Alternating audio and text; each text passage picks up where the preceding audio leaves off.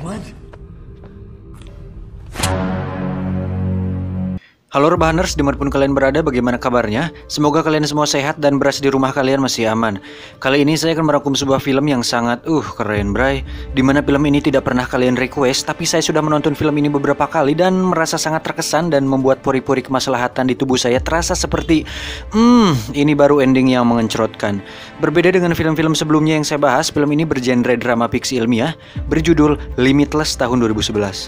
Dan saya pastikan film ini akan membuat IQ Anda bertambah sebanyak 0,5% jika Anda rajin belajar dan baca buku. Maka dari itu langsung saja kenakan handsfree, siapkan bantal, simetriskan posisi rebahan, selamat menonton dan check it out. Get it when I get back.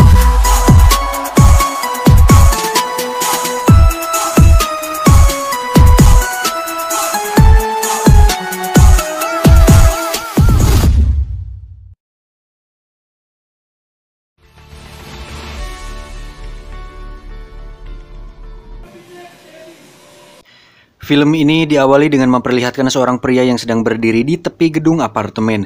Terdengar di luar pintu apartemennya ada orang yang teriak-teriak dan sedang mencoba membuka pintu tersebut. Bisa diambil kesimpulan, pria ini sedang menghindari orang tersebut dengan menjatuhkan dirinya ke bawah gedung tinggi tersebut. Pertanyaannya, kenapa dia nekat melakukan itu? Mari kita ikuti alur kisahnya. You see that guy? Kisah akan berfokus pada seorang penulis amatir yang hidupnya berantakan dan lebih tepat disebut sebagai seorang pengangguran. Pria itu bernama Edward Mora, tapi sering dipanggil dengan nama Eddie.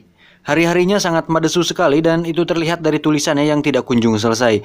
Tidak ada inspirasi, otak buntu, penuh dengan kegabutan yang membagongkan. Tapi beruntung dia masih memiliki seorang kekasih yang selalu setia. Namanya Lindy, ini dia. Dalam percakapan di restoran tersebut, mereka membicarakan tentang karir Eddie yang tidak jelas. Sehingga Lindy memutuskan untuk meninggalkannya karena kehidupan madesunya tersebut. I was your girlfriend. Eddie pun menyinggung masa lalunya perihal dirinya yang sebelumnya sudah pernah menikah dengan seorang wanita bernama Melissa yang sekarang sudah menjadi mantan istrinya. Tapi Lindy memutuskan Eddie bukan karena hal tersebut, melainkan agar Eddie mikir bahwa menjalin sebuah hubungan bukan hanya sekedar pengencrotan dan ketulusan, melainkan masalah cuan. Karena no cuan no makan, no cuan no jajan. Dan akhirnya Lindy pun pergi begitu saja.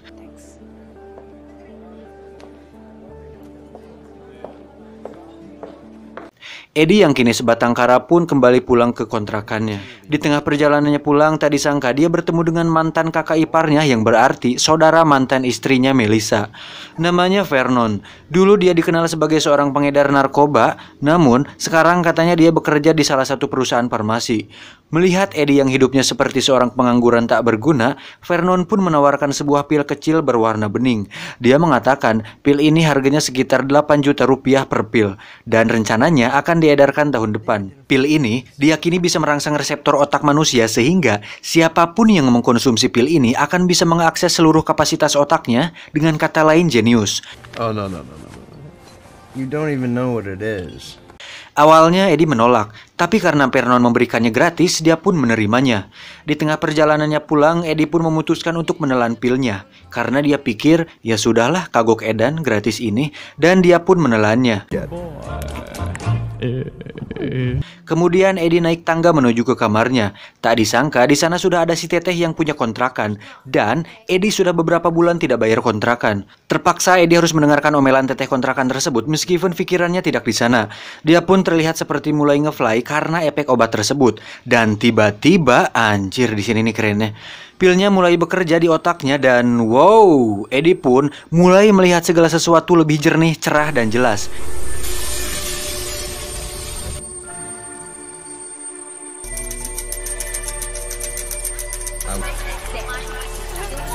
Eddie pun mulai fasih berbicara di mana dia dengan lihainya merayu si Teteh kontrakan sehingga hatinya menjadi luluh. Eddie berkata, "Saya tahu Teteh mungkin sedang pusing karena mata kuliah hukum Teteh." Si Teteh bertanya, "Bagaimana kamu mengetahui aku kuliah jurusan hukum?" Eddie menjawab, "Dari buku yang Teteh bawa." Di situ pun dia bingung sendiri kenapa dia bisa tahu soal buku hukum. Setelah diingat-ingat, ternyata dulu waktu masih kuliah dia pernah pacaran dengan seorang wanita jurusan hukum dan dia pernah melihat buku semacam itu di kos-kosannya. Dia pun heran kenapa bisa ingat hal tidak penting seperti itu, dan ternyata pil tersebut mampu membuat otak mengakses alam bawah sadar dan mengingat semua hal yang pernah dia dengar dan lihat selama hidupnya. Lalu, si Eddie dan si teteh kontrakan pun mulai berbincang-bincang santai dan alhasil, Eddie pun diberi keringanan pembayaran dengan membantunya menyelesaikan tugas kuliahnya, dan dia mendapat sedikit hadiah pengencerotan dari si teteh. Setelah selesai dan masuk ke kamarnya, Eddie pun melihat kamar kontrakannya yang berantakan, dan itu tidak bisa dibiarkan. Ternyata, selain ingatan, pil tersebut memberikan kewarasan dan inspirasi dalam tingkat yang lebih tinggi. Eddie yang pemalas pun mulai membereskan seluruh kamarnya. Setelah itu, dia mulai menulis dengan penuh inspirasi dan tanpa rasa lelah.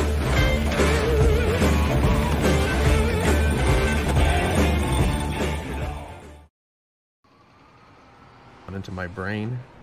Esok harinya, dia sudah menyelesaikan tulisannya, dan penerbit pun menerimanya. Tidak lama setelah dia pulang, penerbitnya menelepon bahwa dia sangat amat terkesan dengan tulisannya. Dan ya, kita tahu apa yang akan terjadi selanjutnya. Eddie pergi ke tempat Vernon untuk mendapatkan pil kecil tersebut. Eddie pun mengutarakan tentang efek luar biasa setelah dia mengkonsumsi pil tersebut. Vernon menjawab bahwa pil itu akan bekerja secara maksimal jika orang yang memakainya pada dasarnya orang yang cerdas. Vernon mengatakan pil tersebut sebenarnya belum siap edar karena masih dalam tahap percobaan di laboratorium dikarenakan memiliki efek samping. Pil tersebut bernama NZT-48 atau NZT-48. Eddie pun sedikit terkejut. Tapi, karena khasiatnya yang luar biasa, Eddie tidak memperdulikannya. Sebelum memberikan pilnya, Vernon pun meminta tolong Eddie untuk mengambil pakaiannya di laundry dan membelikannya sarapan. Dalam hati Eddie, yowis lah nggak apa-apa, aku siap jadi pesuruhnya asalkan bisa mendapatkan pil itu dan kembali menjadi Eddie yang tercerahkan. Sure. Really be his errand boy. Saat kembali ke apartemennya Vernon, betapa kagetnya dia saat melihat apartemennya sudah berantakan dan menemukan Vernon sudah dalam keadaan luka dan tak bernyawa. Eddie yang panik kemudian menelpon polisi, lalu dia pun menunggu di sana. Di saat panik dan ketakutan, seketika dia sadar bahwa orang yang melakukan ini kepada Vernon pasti menginginkan sesuatu yang berharga, dan itu pasti pil tersebut. Dan pertanyaannya adalah, apakah mereka mendapatkannya? Dengan sedikit untung-untungan, Eddie kemudian mencari pil tersebut ke semua sudut yang mungkin tidak dijangkau. Dan akhirnya dia menemukan setumpuk uang, catatan, dan pil tersebut dalam jumlah yang cukup banyak. Tidak lama Inspektur Ladusing pun datang. Dan disinilah dia sekarang di kantor polisi. Eddie pun dimintai keterangan dan disuruh untuk menelepon adiknya Vernon yang tidak lain adalah Melissa, mantan istrinya. Karena dirasa Eddie kenal dekat dengan keluarga Vernon dan tidak ada bukti bahwa Eddie terlibat dengan kematian Vernon, Pak Ladusing pun mempersilahkan Eddie pulang. Di tengah perjalanannya pulang, Eddie pun merasa sedikit hariwang dan was-was ada orang yang mengikutinya. Tapi akhirnya dia bisa selamat sampai di kontrakannya. Kemudian dia menghitung uang yang didapatkannya dari Vernon, lalu meminum pil tersebut, dan dari sinilah hidupnya akan segera berubah.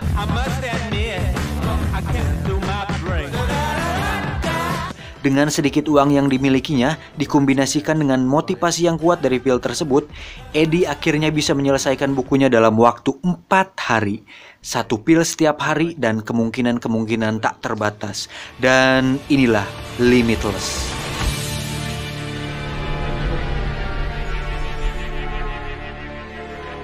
Eddie pun langsung mahir memainkan piano dalam waktu 3 hari. Matematika yang dia pelajari waktu masih sekolah menjadi sangat berguna saat dia pakai untuk berjudi. Dan dia pun selalu menang.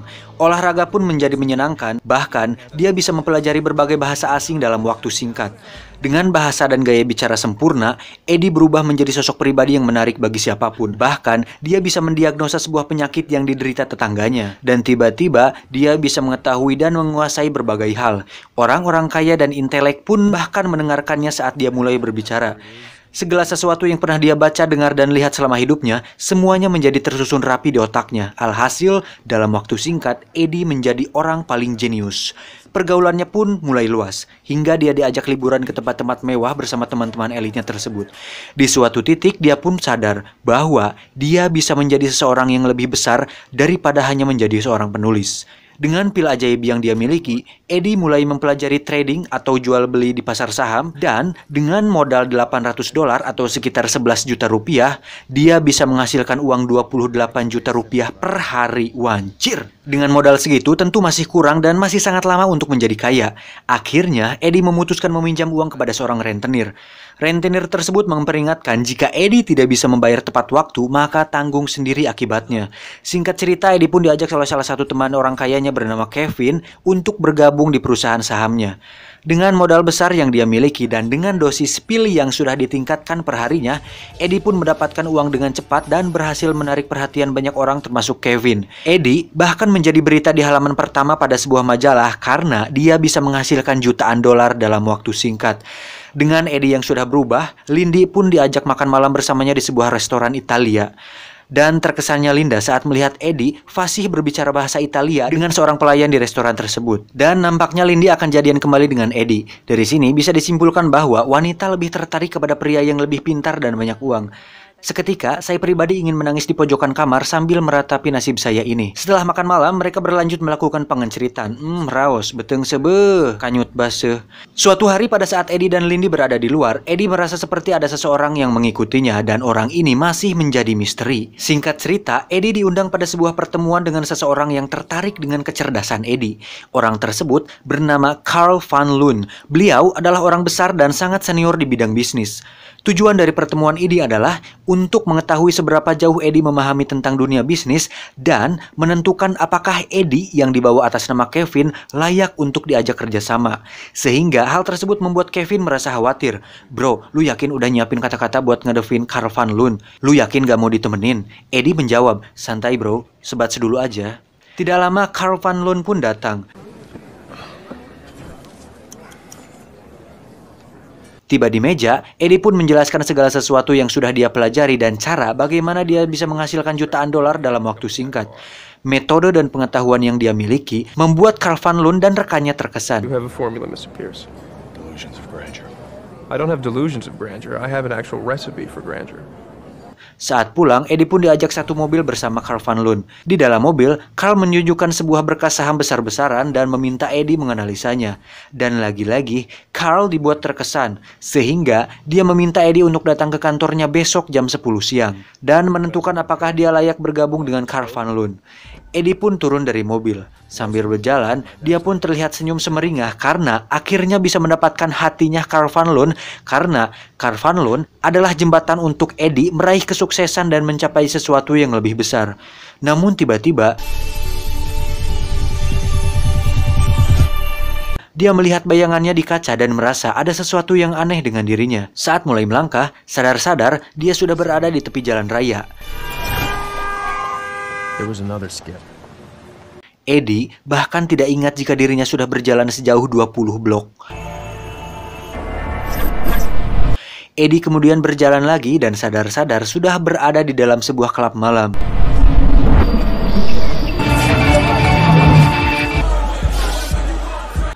Setelah itu dia berjalan lagi dan bertemu dan mengobrol dengan banyak orang sampai-sampai sadar-sadar dia sudah bersama dengan seorang wanita di sebuah kamar hotel.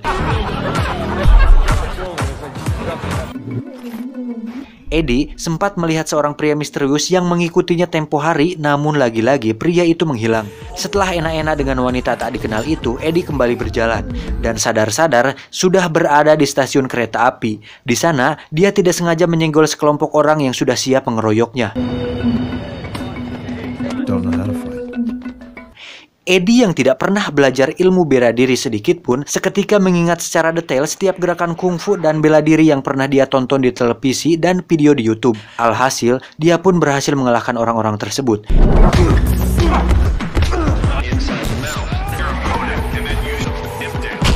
Eddie kembali berjalan dan mulai berlari. Sadar-sadar, hari sudah pagi dan dia sudah berada di sebuah jembatan penyeberangan. Eddie bahkan tidak bisa mengingat apa yang dia lakukan selama 18 jam terakhir. Saat berjalan, Eddie merasa sakit pada bagian sendi sehingga dia berjalan pincang. Eddie seperti merasakan efek basian dari pil tersebut dan itu sangat tidak enak dan memang tidak enak. Dia pun kembali ke kontrakannya dan beristirahat sebentar. Saat bangun, dia pun mencoba menganalisa kembali berkas-berkas yang diberikan Carl Van Loon. Menyadari efek samping yang dirasakannya tadi, Eddie mencoba untuk tidak memakai pil ajaib tersebut saat menganalisanya. Alhasil, Eddie kesulitan berpikir dan sangat mustahil baginya bisa menganalisa berkas-berkas tersebut tanpa memakai pil ajaib tersebut. Eddie kemudian menelpon Kevin untuk membatalkan pertemuannya dengan Carl Van Loon. Eddie, Slur, bisa batalin gak pertemuan hari ini dengan Carl Van Loon? Bilang aja gue lagi sakit. Kevin menjawab, bro, jangan bercanda lah. Jangan malu-maluin gue depan Carl Van Loon. Gue yang bawa lu. Nanti nama gue jadi jelek di depan dia. Berulah kades ya. Akhirnya, Eddie pun pergi bertemu Carl Van Loon tanpa memakai pil tersebut. Dan alhasil, Eddie terlihat linglung dan terbata-bata saat ditanya oleh Carl Van Loon. Di saat bersamaan, Eddie melihat berita di televisi yang memberitakan tentang seorang wanita yang ditemukan meninggal di sebuah hotel tadi malam. Dan wanita tersebut adalah perempuan yang melakukan pengenceritan bersama dirinya tadi malam. Eddie pun meminta izin sebentar untuk keluar karena mual dan dia pun muntah. Singkat cerita, Eddie kembali ke kontrakannya dengan wajah pucat dan lemas. Oke, sampai sini pasti Anda bertanya, apakah mungkin Eddie membunuh wanita tersebut? Atau mungkin ada orang lain yang melakukannya? Tapi siapa? Dan kenapa? Semuanya semakin rumit ditambah kondisi Eddie yang semakin melemah karena efek samping pil tersebut. Tiba-tiba ada telepon masuk. Ternyata itu Melissa, mantan istrinya. Dia mengatakan, Eddie, apakah Vernon memberikan sebuah pil kepadamu? Jika iya, berarti kamu dalam bahaya. Eddie kemudian mengajak Melissa untuk bertemu sore ini. Sembari menunggu sore, Eddie pun memutuskan untuk memeriksa catatan Vernon untuk mencari tahu siapa saja pelanggan Vernon yang sudah memakai pil tersebut. Dan Eddie pun menelepon satu persatu orang yang ada di catatan Vernon tersebut.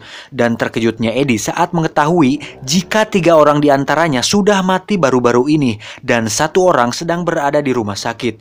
Kemudian Eddie menelepon kembali nomor lain yang ada di catatan tersebut. Dan tak diduga, telepon tersebut tersambung ke seseorang tepat berada di samping tempat duduk Eddie. Dan jika diperhatikan, orang tersebut mirip dengan pria misterius yang akhir-akhir ini mengikuti Eddie. Eddie pun secepatnya beranjak dari sana, tapi pria tersebut terus mengikutinya. Dan terjadilah kejar-kejaran antara pria tersebut dengan Eddie. Beruntung, Eddie bisa lolos dari pria tersebut. Dan akhirnya Eddie pun sampai di tempat pertemuannya dengan Melissa. Betapa terkejutnya Eddie saat melihat kondisi Melissa sekarang. Mereka pun berbincang di sana dan Eddie kembali dibuat terkejut saat Melissa mengatakan jika dirinya juga memakai pil tersebut 2 tahun yang lalu. Melissa mengatakan saat itu dia berhenti memakai pil tersebut karena mendengar kabar dari Vernon bahwa beberapa orang mati karena mengkonsumsi pil tersebut. Saat dia mulai berhenti minum pil tersebut, dia jatuh sakit. Dia merasakan sakit kepala, penurunan stamina, dan kesulitan berkonsentrasi lebih dari 10 menit. Melissa pun menyarankan agar Eddie berhenti memakai pil tersebut. Namun, Eddie dibuat dilema, karena jika dia berhenti sekarang, maka semua yang sudah dia capai saat ini akan lenyap begitu saja. Melissa pun pamit untuk pulang. Di tengah perjalanan, Eddie masih dibuat terkejut dengan apa yang akan dialaminya nanti. Dia kemudian mengambil pil ajaibnya dari saku untuk dia minum. Tapi tiba-tiba si rentenir datang untuk menagih uangnya kembali. Eddie yang sedang lemah pun tidak bisa berbuat apa-apa. Dia pun dihajar oleh si rentenir.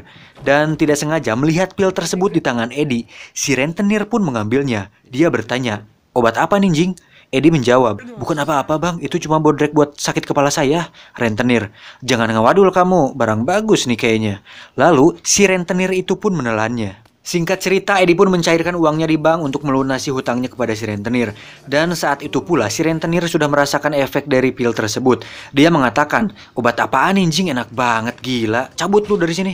Dengan badan sempoyongan, Eddie kemudian pergi ke kantor tempat Lindy bekerja. Di sana, Eddie mengatakan semuanya dengan jujur.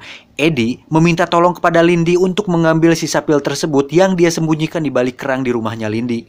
Lindy pun mengambilnya. Tapi saat di perjalanannya kembali ke kantor, Lindy menelepon Eddie bahwa dirinya seperti diikuti oleh seseorang. Dan ternyata itu adalah si pria misterius tersebut. Dari sini terjadi adegan kejar-kejaran antara pria tersebut dengan Lindy. Lindy pun berhasil sembunyi di balik batu, namun dirinya terpojok. Kemudian dia menelepon kembali Eddie. Eddie lalu menyuruh Lindy untuk mengambil satu pil tersebut dan menelannya. Eddie mengatakan, pil tersebut akan berefek setelah 30 detik. Setelah itu, kamu akan menemukan jalan keluar dari sana. Lindy yang panik tidak punya pilihan lain selain menerima saran dari Eddie. Dia pun menelannya.